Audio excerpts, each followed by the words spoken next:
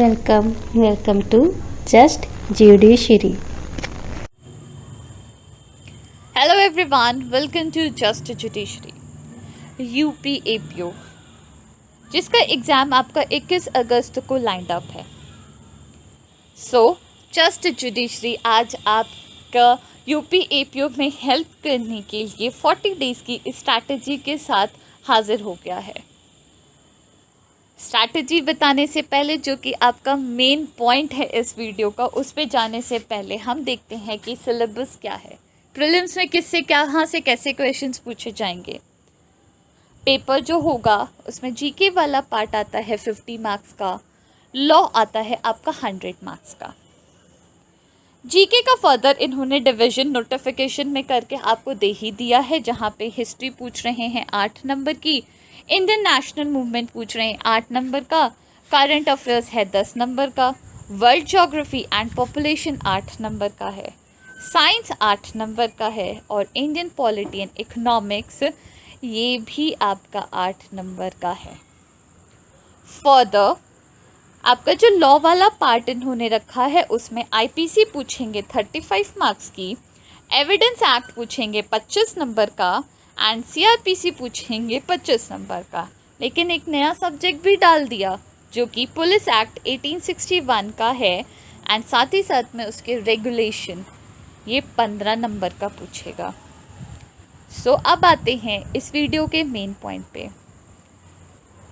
अगर आप 1 जुलाई से भी अपने प्रिपरेशन को स्टार्ट करें, आपके पास नोट्स होने चाहिए, तब आप अगर 1 जुलाई से अपनी प्रिपरेशन को स्टार्ट करते हैं तब भी आपके पास 50 डेज़ का टाइम है। लेकिन 10 दिन हमने आपके लिए रख दिए कि आप उसे अपने हिसाब से यूज़ कर सकते हैं। 40 डेज़ आप हमारा अगर स्ट्रैटेजी फॉलो करेंगे तो माइट भी आप सक्सीड भी हो सकते हैं एपीओ के एग्ज़ाम में। अब यहाँ पे अगर आपको सक्सेस पानी है एपीओ के एग्ज़ाम में तो आपको दिन का 8 घंटा देना ही पड़ेगा, नहीं तो भूल जाइए एपीओ का एग्ज़ाम। 8 घंटे में कैसे डिवीज़न करना है, तो जीके वाले पार्ट में 2 घंटा मिनिमम आप पर्टिकुलर सब्जेक्ट को देंगे। लॉ सबको आती है, एलएलबी जिसने किया है सब लॉ जानते हैं, बट एक एलएलबी स्टूडेंट का जीके कमज़ोर होता है। तो अगर आप 2 घंटा दे रहे हैं और साथ ही साथ 1 घंटा एमसीक्यू लगा रहे हैं तो आपकी बल्ले बल्ले है। तो 2 घंटा दीजिए एंड 1 घंटा एमसीक्यू लगाइए पर्टिकुलर जो सब्जेक्ट आप उस दिन पढ़ेंगे। देन आगे चलेंगे, हम करंट अफेयर्स की बात करते हैं।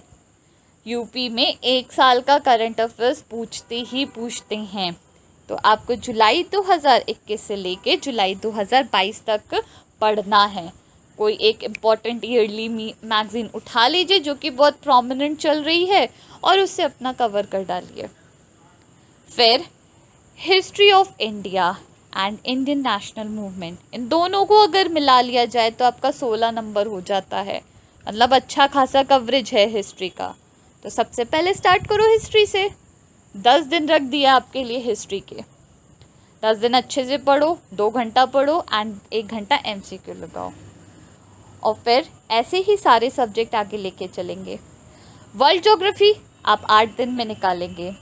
पॉपुलेशन, जहाँ पे आपको 2011 का सेंसस पढ़ना है, उसको 2 दिन में कंप्लीट करके वाइंड अप कर देंगे। फिर साइंस में हमने 10 दिन दिए हैं, जहाँ पे फिज़िक्स को आप देंगे 4 दिन, बायो को देंगे आप 4 दिन, लेकिन केमिस्ट्री को ऐसे ही नहीं छोड़ देंगे कि हमारा नहीं आता है तो हम नहीं पढ़ेंगे। केमिस्ट्री के लिए आपके लिए रखे गए हैं 2 दिन। इम्पॉर्टेंट पॉइंट्स पढ़ो, एमसीक्यू देखो एंड ख़त्म करो। फिर पॉलिटी एंड इंडियन इकोनॉमी, जहाँ पे आपके लिए 10 दिन रखे गए हैं। 10 दिन इसलिए, 8 दिन आप देंगे पॉलिटी को, बट इंडियन इकोनॉमी से उतने क्वेश्चंस एपीओ में नहीं पूछे गए हैं, लेकिन तब भी 2 दिन आप रख दो और national income, budget, 5 year planning, RBI, ये ऐसे इम्पॉर्टेंट टॉपिक्स को कवर कर लो आपका काम हो जाएगा। आगे चलते हैं तो लॉ वाला पार्ट देखते हैं। लॉ में आपको 3 घंटा सब्जेक्ट को देना होगा। बेयर एक्ट उठाओ, सब्जेक्ट की 1.5 घंटे का 2 शिफ्ट बनाओ। 1.5 घंटे में इम्पॉर्टेंट शुरू के सेक्शंस निकालो एंड 1.5 घंटा उन्हें फिर आगे फर्दर लेके चलो। इस हिसाब से आप 1.5 घंटे में 3 घंटे का एक आपका लॉ का पार्ट कवर हो जाएगा। एंड आफ्टर दैट कवर करने के बाद 1 घंटा जो आपने पढ़ा उसको MCQs लगाइए।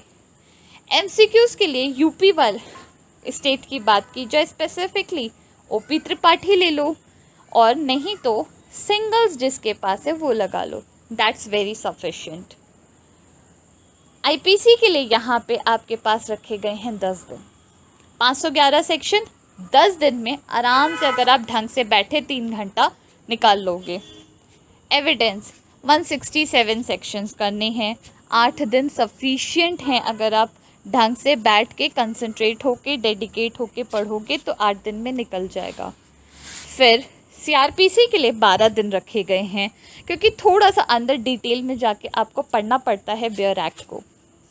नेक्स्ट पुलिस एक्ट 1861 का है, जहाँ पे सिर्फ आपको 47 सेक्शंस पढ़ने हैं, और उसके लिए 3 दिन बहुत हैं, आराम से निकाल लोगे। और आखिर में आता है पुलिस रेगुलेशन 554 पैरास। सब नहीं पढ़ना, इम्पॉर्टेंट देखना है। अगर आपने पहले से कोचिंग की हुई है तो वेरी गुड, आप उसको फॉलो करो एंड अपनी प्रिपरेशन स्ट्रॉन्ग करो। नहीं किए तो डोंट वरी, जस्ट जुडिशरी है ना आपके साथ, हम अच्छे से उसको कवर करेंगे और अपनी प्रिपरेशन को स्ट्रॉन्ग करेंगे। सो पुलिस रेगुलेशन के लिए 7 दिन रखे गए हैं, आराम से पढ़ो और उसको कंप्लीट करो। सो ये था आपका पूरा प्लान आपके सामने। यहाँ पे हम आपको और बताएंगे कि हमारे चैनल को सब्सक्राइब कर लें ताकि आपको अपकमिंग नोटिफिकेशन टाइमली मिलता रहे वीडियोस का, और देखिए हमारे साथ प्रिपरेशन में जुड़ें और अपनी UP APO की जर्नी को और सक्सेसफुल बनाएं। Thank you everyone.